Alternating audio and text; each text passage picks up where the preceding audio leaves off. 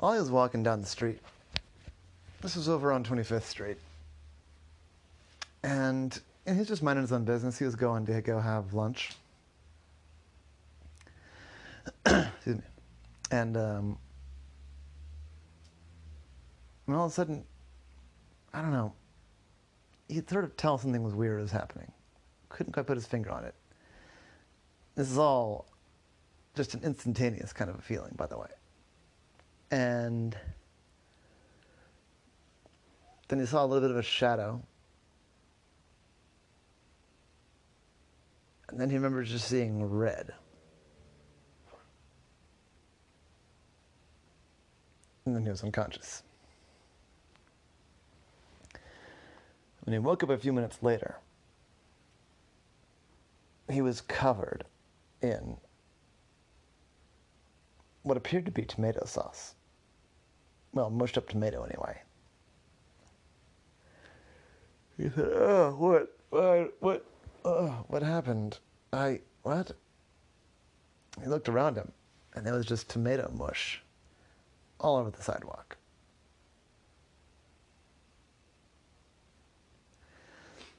And he was several feet back from where he last remembered being. And there was a little bit of a bump forming on his head. Somebody ran up and said, "Oh, dude, are you okay, man?"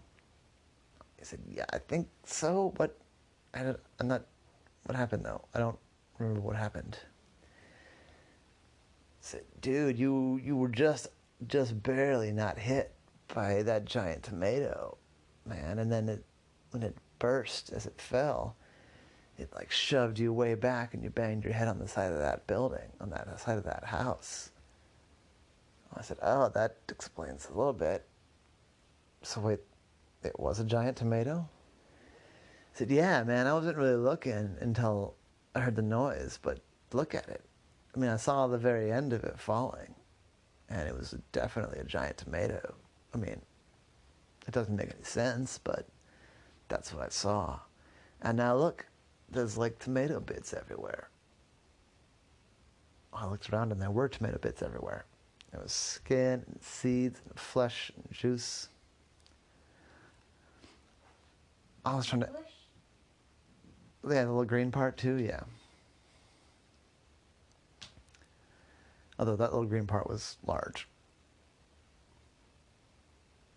The little green part alone was like the size of a human head. And Ollie was just trying to wrap his slightly injured head around what was happening. I said, so wait, hold on. What else did you hear or see?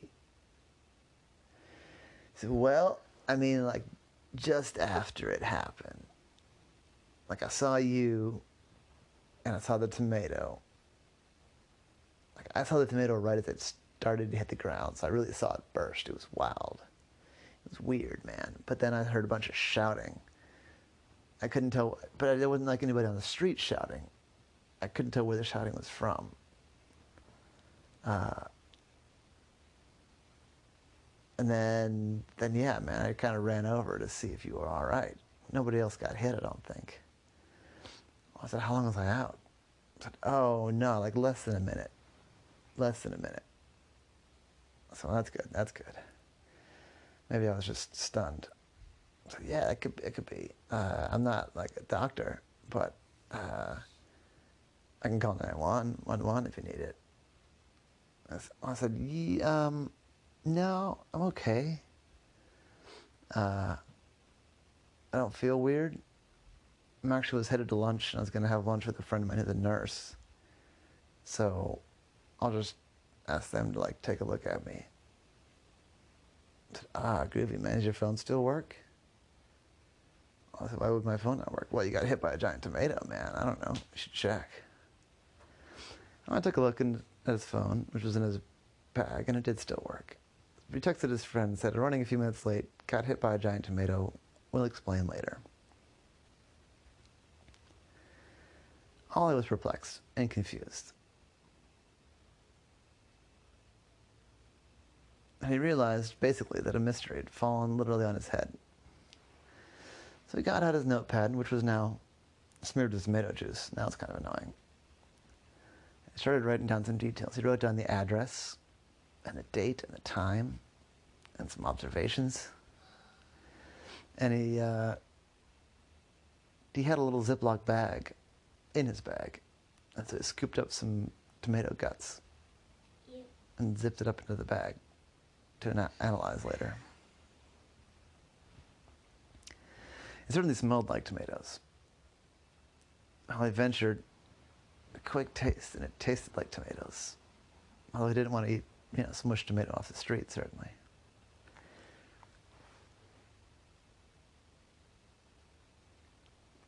But nobody else had really seen much. I mean, people saw the mess. But this tomato seemed to kind of appear out of nowhere. Some people said that they saw it fall. But nobody saw where it came from. I mean, people don't really look up all that often. And if it came from up, it's not surprising that nobody saw where it came from, but it's still a weird thing to happen. So Ollie went to his lunch. And his nurse friend said that he was fine. The nurse friend wanted to talk about this tomato, and Ollie said, I don't have any information. The nurse friend said, something like that is weird. And it sounds boring, but I might check with the city. I said, what do you mean? I said, well, if you were going to have a giant tomato for some reason, maybe you would have gotten like a permit or something.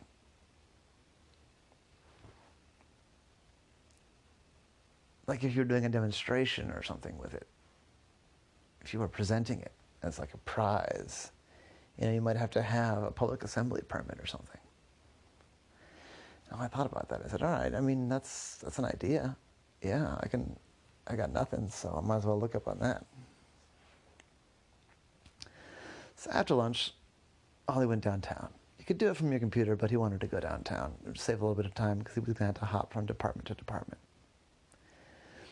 He checked with DOT, the Department of Transportation. And there weren't any road closures or sidewalk closures or anything. No public assembly permits that required the DOT for that address on that day. All right, what else we got? Construction permits, I guess.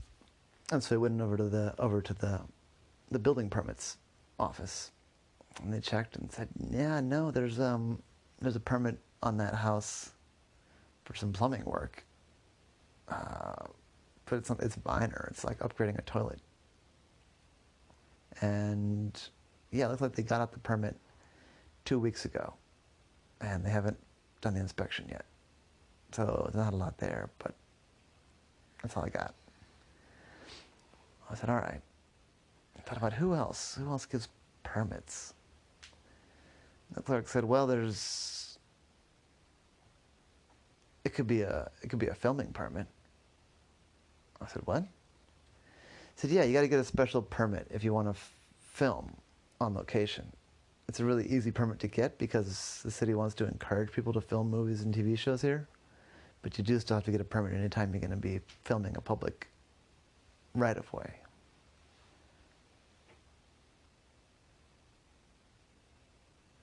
I said, okay. And where do I get that from? So that comes from the mayor's office, Department of the Arts and Employment. It's kind of like a dual permit.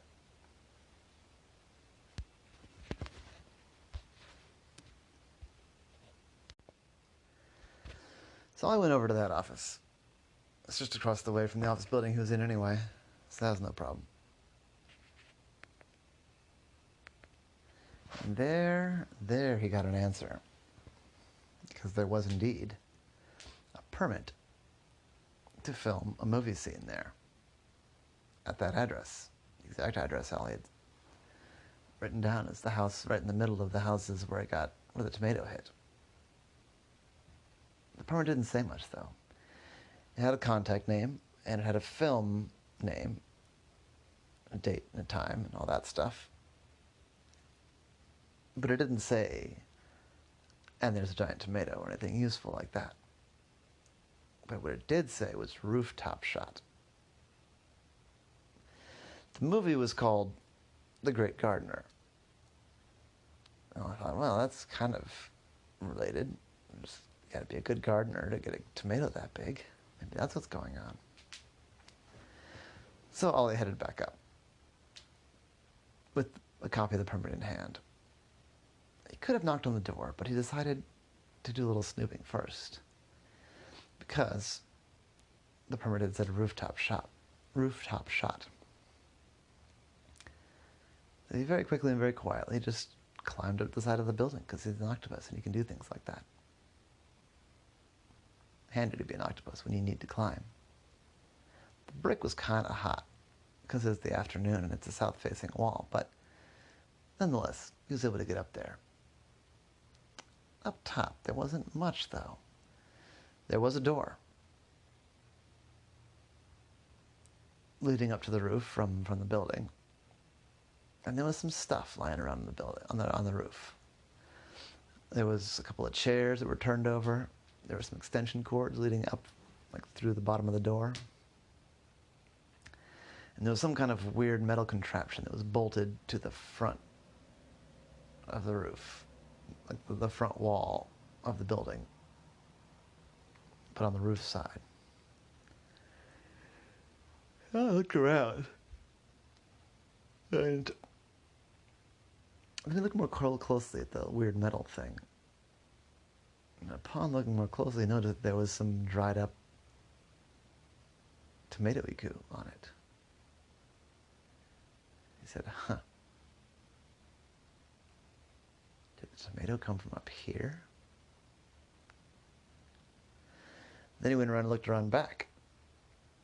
And around back, another suspicious thing. There was a bucket truck. Just like they used to repair light poles and telephone poles. So this one was modified. Instead of just a regular bucket, it was an extra super large bucket.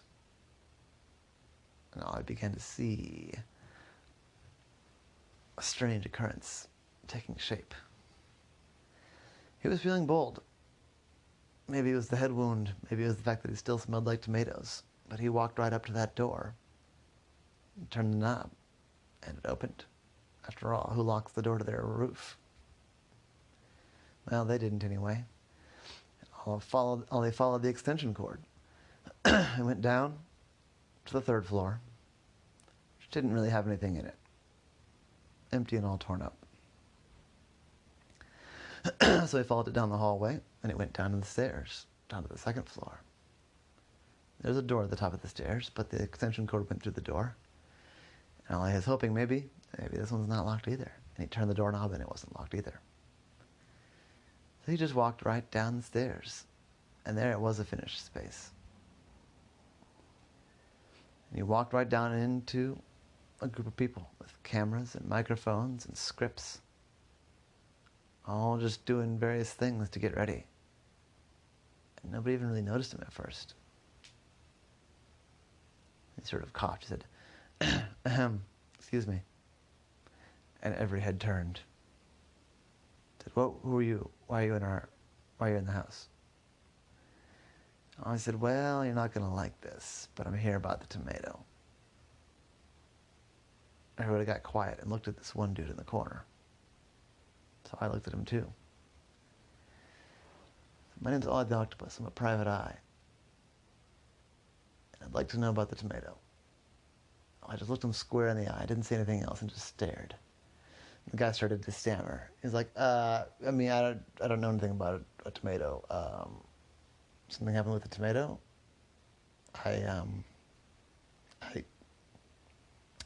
He swallowed hard. He looked around at his crewmates, but nobody had anything to contribute. And Ollie just kept looking at him right in the eye. Not saying anything, not even making a mean face, just looking, waiting, as if there was something more he expected the guy to say. It's a good technique, that.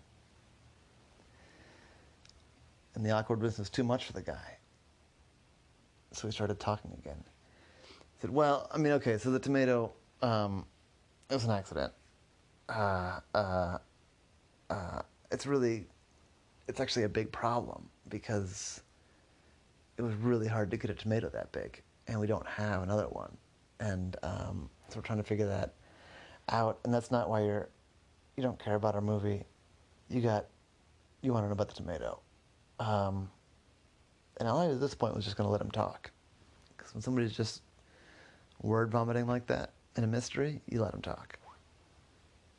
I said, yeah, so yeah, like we wrote this whole script around this tomato, this giant tomato that this guy grew. It's going to be like a short film about this mutant tomatoes, kind of like the Attack of the Killer Tomatoes. Do you remember that movie? Anyway, it's a good movie. And this is going to be like a short, because we had this tomato, and now the tomato's gone. And sorry, what was your question?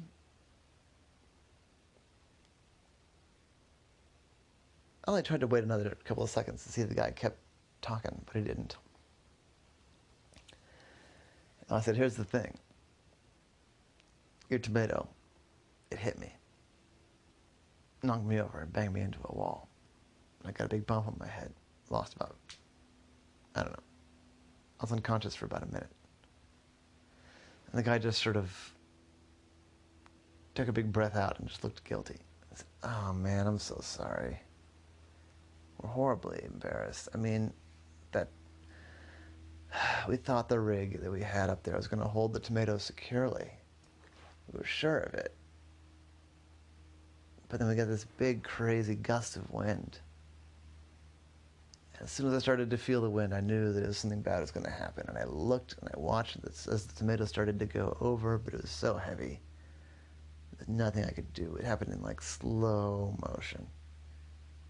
I don't know what to do. I'm sorry. We should have reported it to the police or something. I said, yeah, you should have. But here's the deal. I'm the only person that got hurt. So we just got to come to some sort of arrangement here. No, we don't need to involve the police. I mean, and then I decided to clam up again and see what the guy had to say. He said, yeah, you want money or something, or what do you... I said, no, I want you to reimburse me for the time I spent finding your film permits. But here's what I want. You guys are going to get out there and clean up that mess. And I don't really care how you do it, but you're not leaving that on the street. I said, yeah, you're right. Yeah, we'll do that. There's a hose here.